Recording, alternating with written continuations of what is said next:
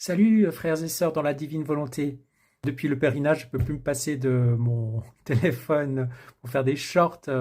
Alors voici un petit short pour vous parler d'une bonne nouvelle, je crois. C'est Chantal Morin qui m'a fait suivre un message qui est tiré de... C'est un article en fait sur Internet, sur le site de Diane Montagna. Je ne sais pas si vous connaissez cette personne, c'est une vaticaniste, une journaliste qui suit l'actualité du Vatican.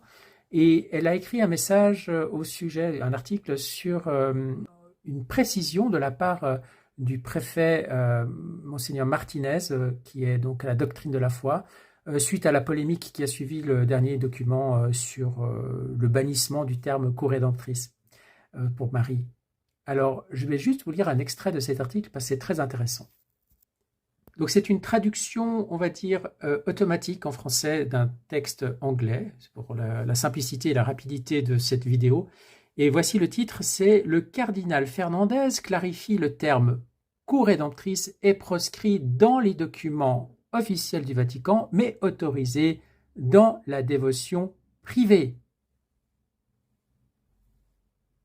Je vais me concentrer sur l'essentiel et c'est justement ce paragraphe qui commence par « Point essentiel, le cardinal Fernandez a également souligné que la nouvelle restriction concernant le titre de co-rédemptrice s'applique uniquement à la langue officielle de l'Église. Les fidèles qui comprennent le sens traditionnel et proprement subordonné de ce terme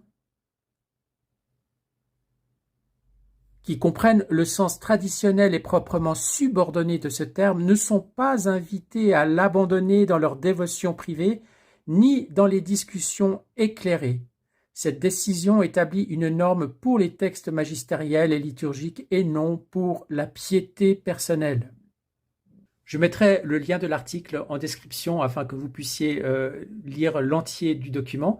Mais c'est une bonne nouvelle et nous continuerons donc à dire co-rédemptrice jusqu'au jour où l'Église peut-être changera d'avis. Car si dans le passé des papes ont utilisé le terme co-rédemptrice, il n'est pas impossible qu'à l'avenir de nouveaux papes le fassent. Hein, c'est pas parce qu'aujourd'hui l'Église estime qu'il est plus prudent de ne pas le faire que cela ne peut pas encore changer dans l'avenir. Voilà. Donc oui, l'Église n'utilisera pas le terme co-rédemptrice dans ses textes magistériels, mais autorise le fait que nous continuions à en parler dans notre dévotion personnelle, pour autant que nous sachions exactement ce que nous disons. Donc c'est très bien ainsi. Merci Seigneur et à bientôt pour une nouvelle vidéo.